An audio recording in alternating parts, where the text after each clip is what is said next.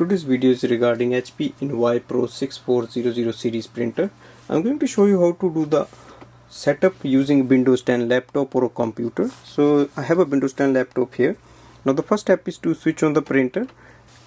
Go to the Windows 10 laptop or computer, download the HP Smart app and open this app. So once your app is open, now we have to add the printer here and do the connectivity. So you need to click on the plus button which is on the left hand side of this printer in the app. So click on that. It will search for the available printers.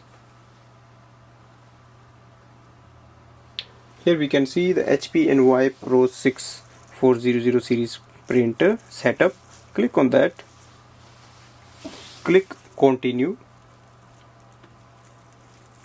It will ask for permission to access the password for your Wi-Fi network. So click continue, it will fill it automatically. On the next screen it says press the flashing information button on your printer.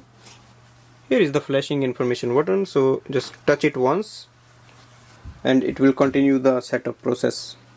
So once we hear this sound, this means it is connected. Also the blue Wi-Fi light or wireless light will stay on.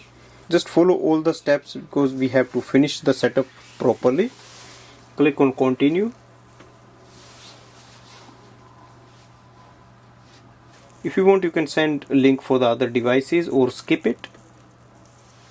It says the setup is complete, so we can just click on the print button for the confirmation, and if not, we just click on not now. And your printer will show up on the main screen and it says it's ready. It displays the estimated level of ink left in it, and I'll show you as a test if we can do the wireless scanning. So click on the scan button. So I'm going to use the top feeder tray. So open the top section and place the page on the feeder tray facing upwards as it shows in the indicator. Go to your Windows 10 laptop and select the source as document feeder and click on the scan button.